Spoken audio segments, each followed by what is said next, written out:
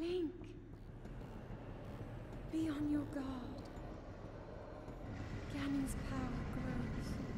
It rises to its peak under the hour of the blood moon. By its glow, the aimless spirits of monsters slain in the name of the light return to flesh. Link, please be careful.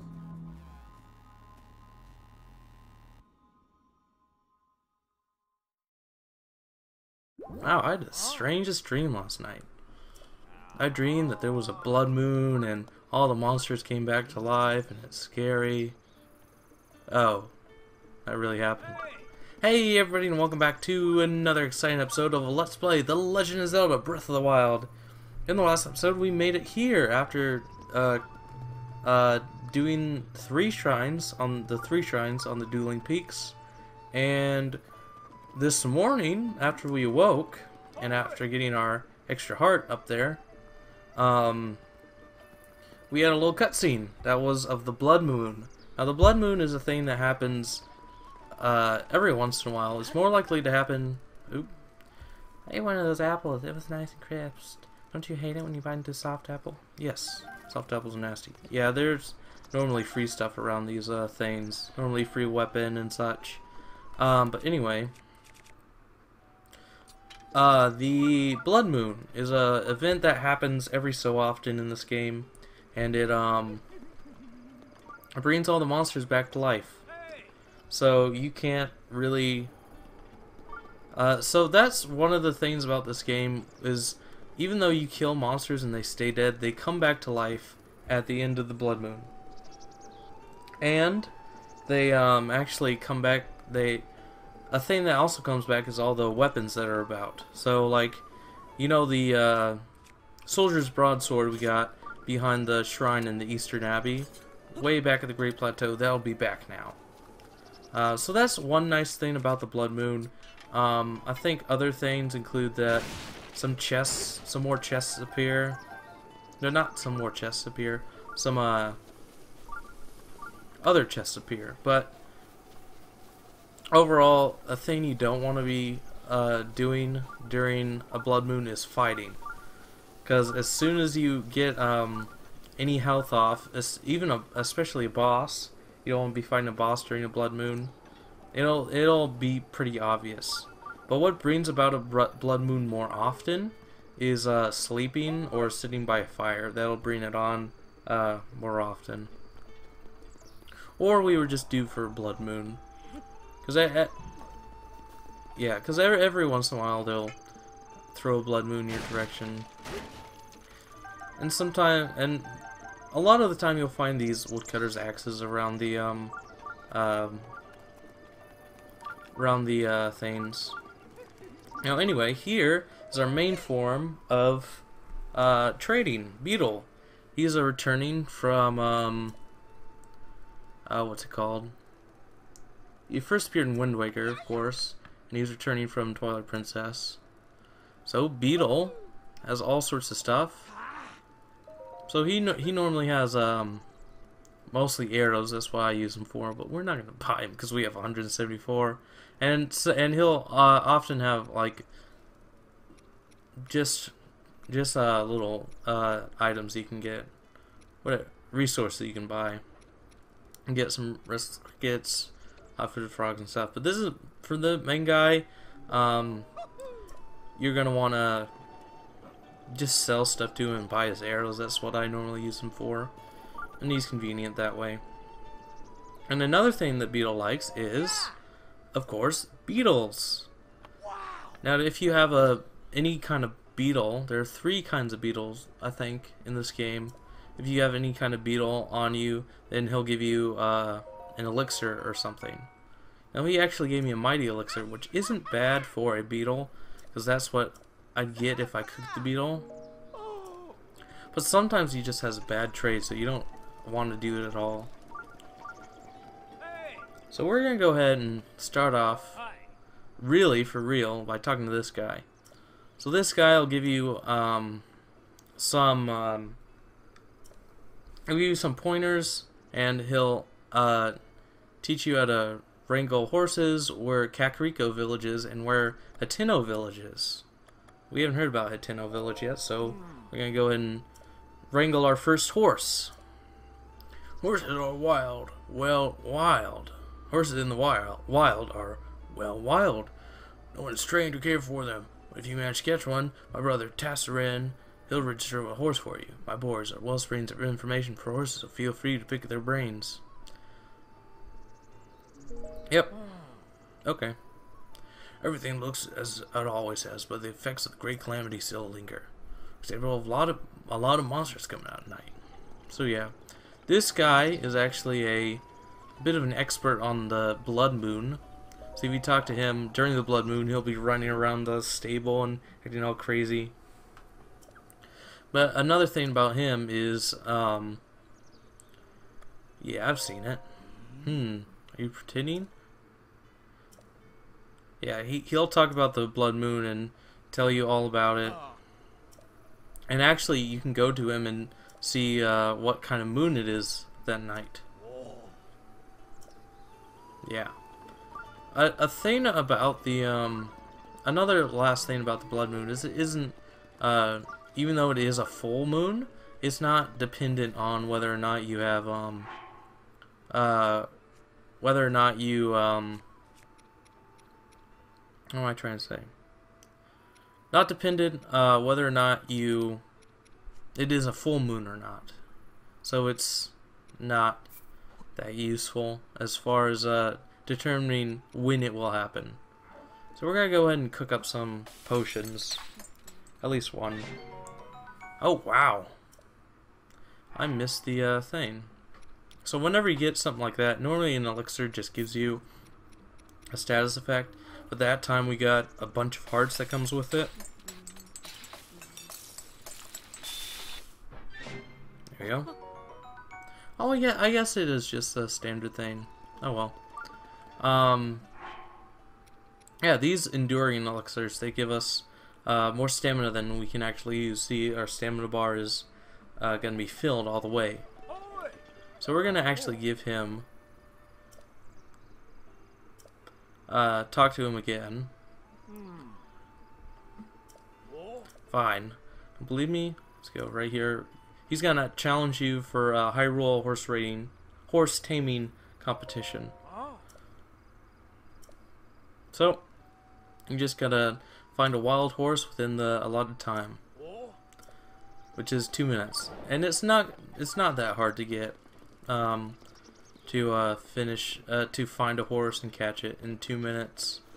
You can just use any old horse, but I want to actually get my horse that I'm going to be using for this.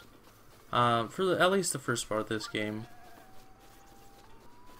Those are some good horses over there. Looks like. What kind should I get? What kind? Purple one. I'm not too big on purple. Let's see here. Yeah. There's some more over there.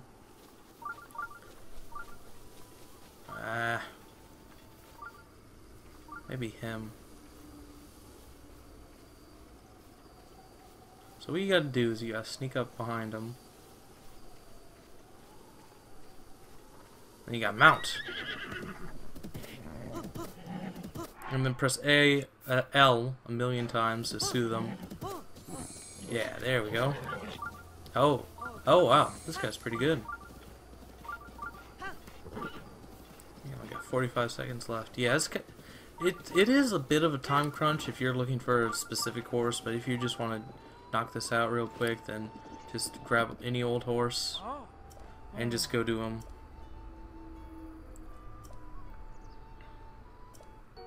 And he gives you 50 rupees for it, so it's worth it. And you, another thing about horses is once you get on them and tame them, you won't actually own the horse. You have to go to the stable,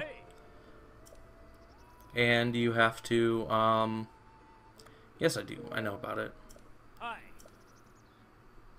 And you have to register it. Register horses. Gotcha. You got him. He's not that good of strength, but he has a lot of stamina. and a lot of speed. Well, okay amount of speed. So we're gonna name him. Give him a saddle Birtle. It does cost 20 rupees. His name will be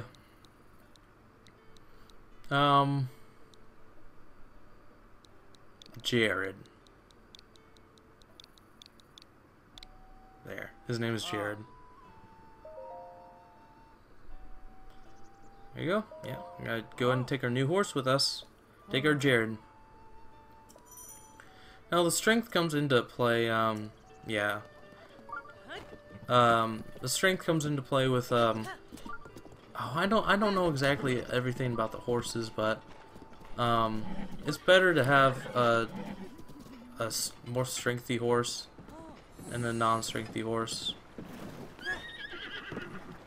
Of course. We're gonna go. I can show that. Do that. We want an octo balloon. The neat thing you can do with octo balloons is if you throw it on something, you can actually make it float. Another thing about different types of chests, metal chests you can obviously move with magnesis, but just like that, a stone chest you can't move. I'm gonna grab this shield. Nope, no, never mind. Can't. Yeah, stone chest you can't move with magnesis, and other chest and wood chest you can't move with magnesis. Obviously, as well. So we're gonna go ahead and go for the adventure log. Misko the Great Bandit. So the little twin steps over the little river. My cave rests above the river's source.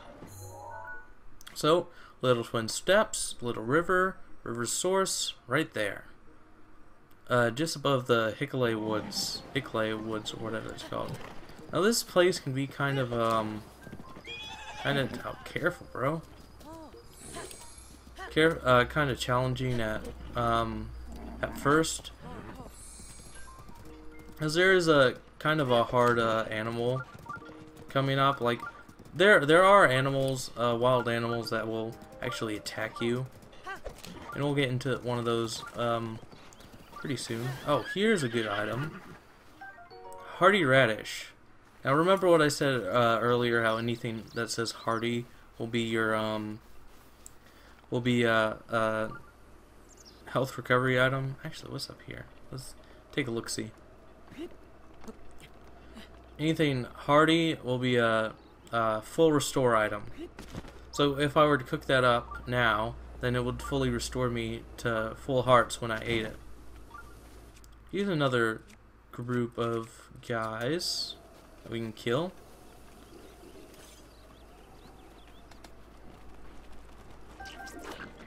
Here's the roasted bass I was talking about the other time.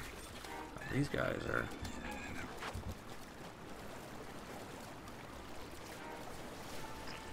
Okay, good. Oof.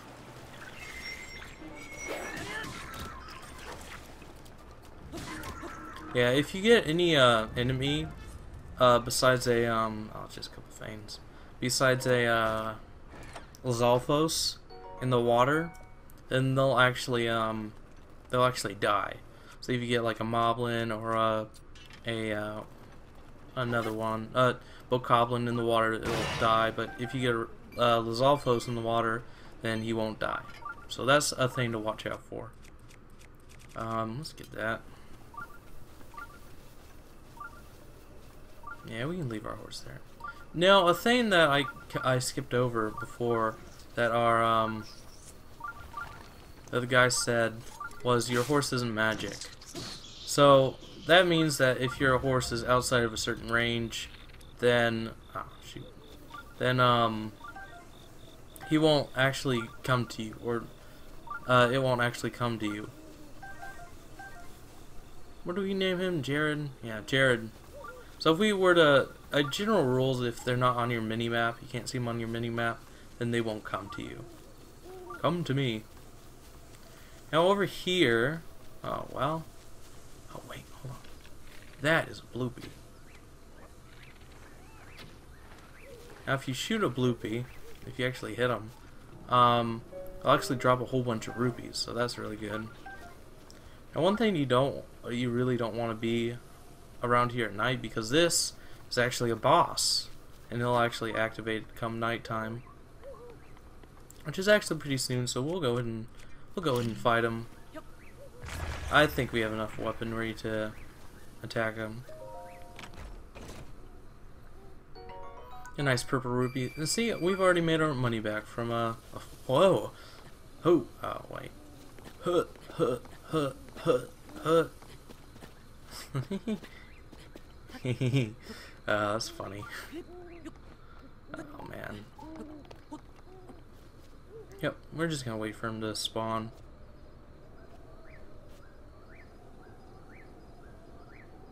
I think he activates at like 10.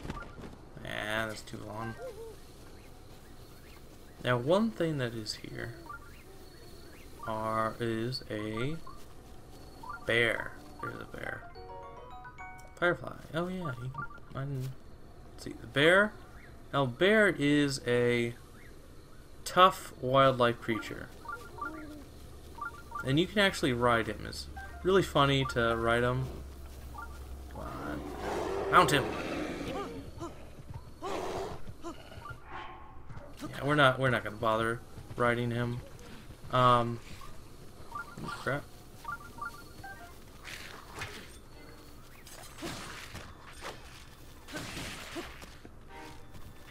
But he will attack you if you give him the chance.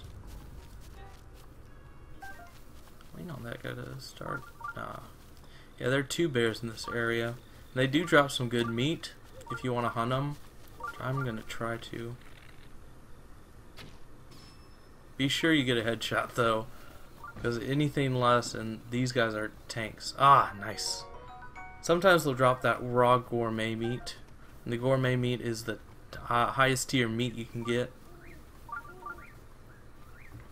Come on, man, activate. It's already 10 o'clock. The moon's out. Well, the non-existent shadow moon is out. That's one thing that really bothers me. Yeah, there's the moon. Is the nighttime shadows. The moon shouldn't make a flat rate shadow like the sun does. Hey! Bro. Oh, whatever. I give up.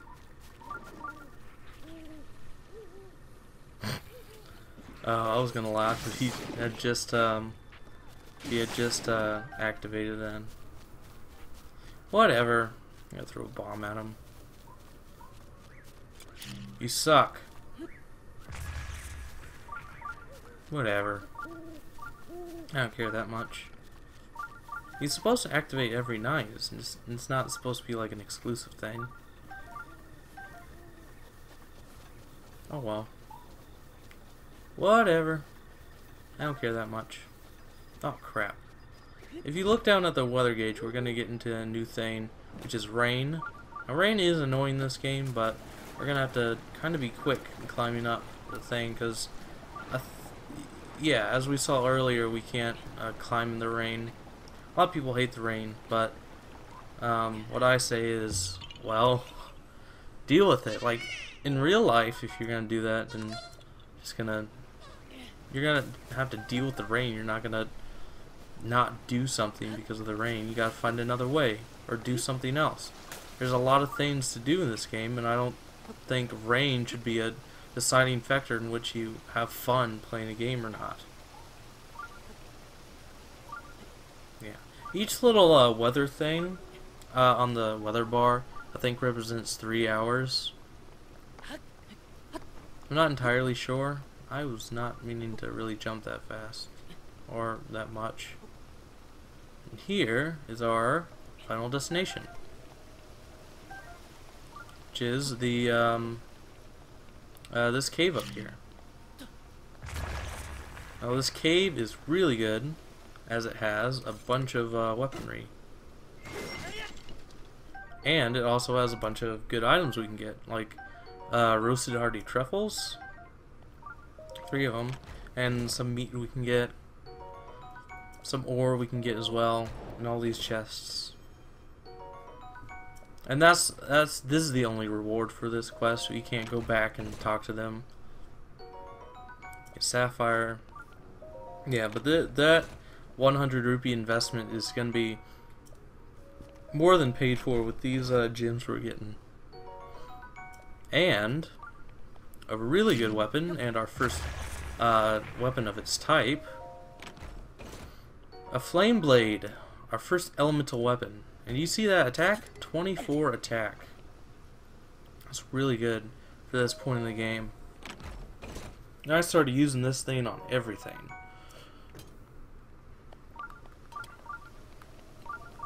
Now it's raining.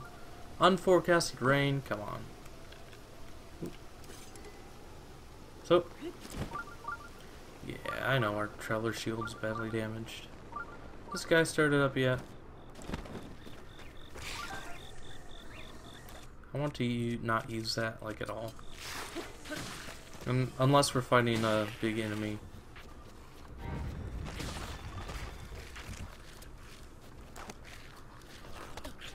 Die. Go in the water.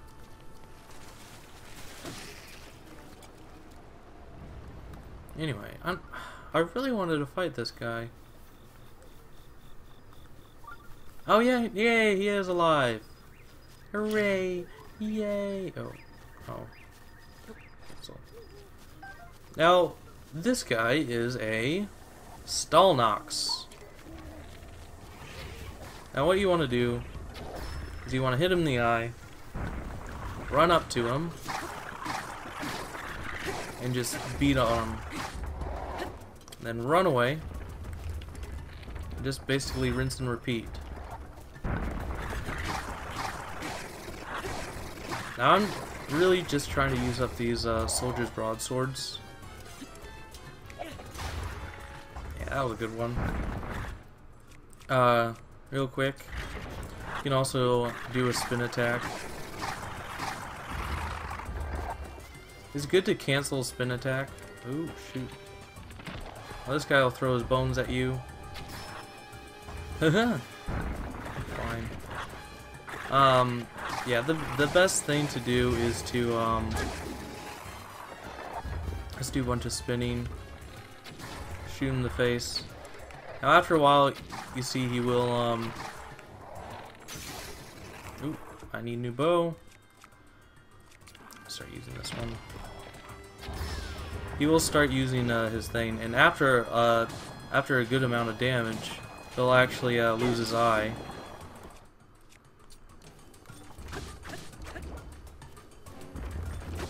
So you don't attack the body anymore, you gotta attack the guy.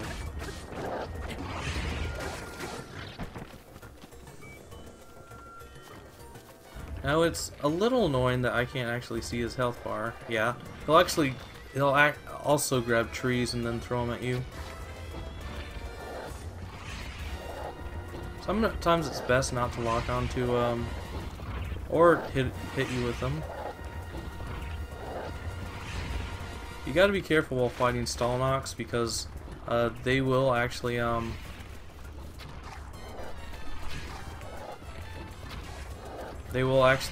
back to bones. Got him. Okay, good.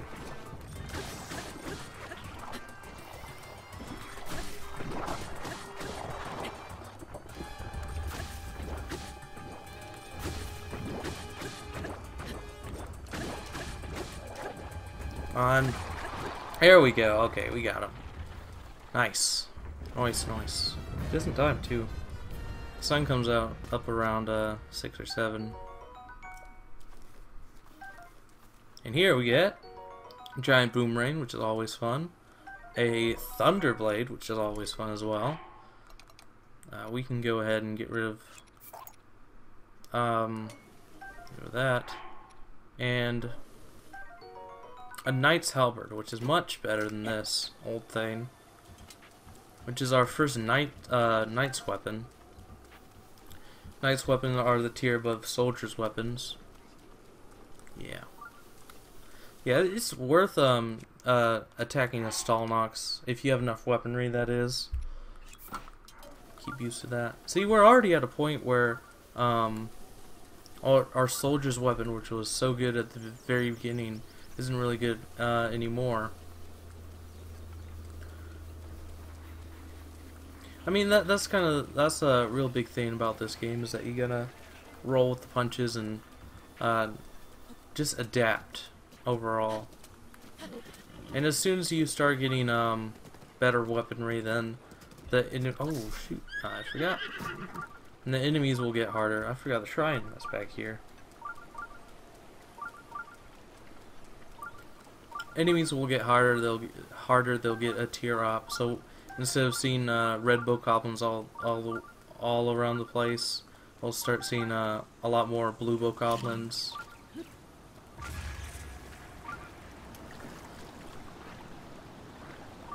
That's the thing about frogs in particular, and fish. You can explode them. Anything, the bugs are the only thing that you're gonna have to worry about destroying with like a bomb explosion, or like a bomb arrow, or an arrow at all. That's really the only thing you're gonna have to worry about. Yeah, that's not gonna work. We gotta go up here. Oop. Throw it. Let the river carry it. Keep going.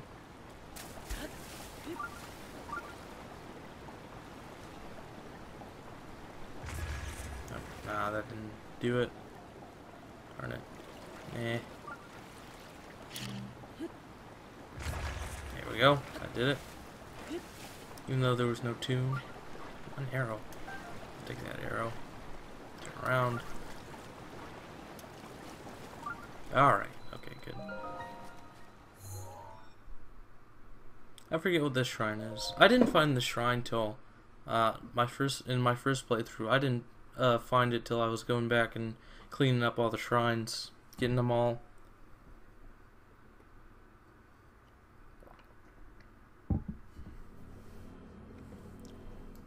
Let's see, what's this one? Oh crap! Oh, this is the first instance of Tilty Shrine, I'm gonna call them. Now the interesting thing about these shrines, the tilting mechanic actually is, it sucks. That is the one thing about motion controls I will say that is bad, is mechanics where you have to do, oh, shields in mind's eye, that's really good.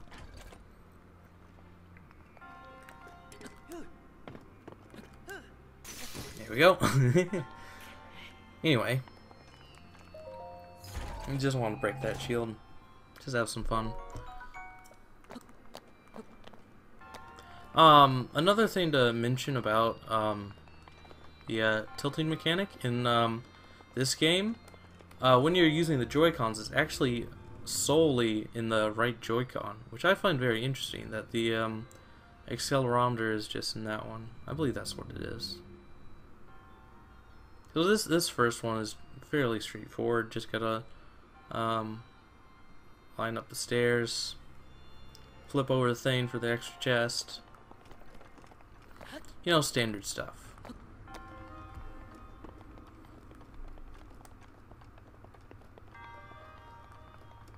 Yeah, but this is by far the easiest of the tilty puzzles. The motion control puzzles. So here is actually our first instance of a required chest. Ooh, I do not have the right face of the controller. Can I just do one of those numbers?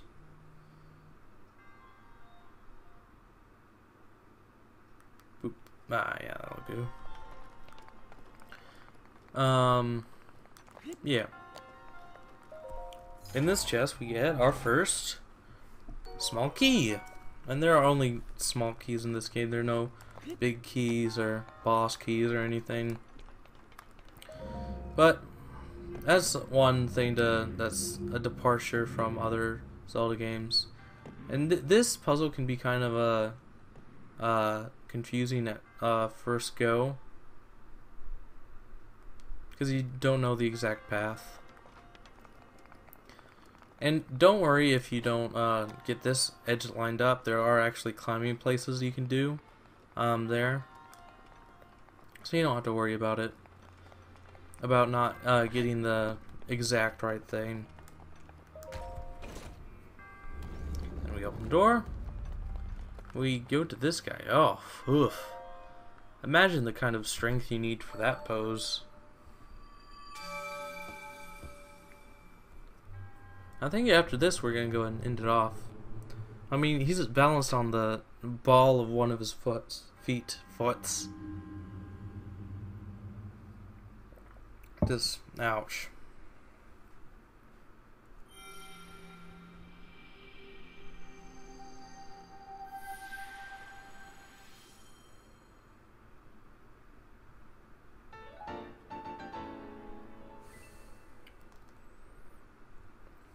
There we go. Got our last spirit orb. Not our last spirit orb, but yeah, the last spirit orb of this area.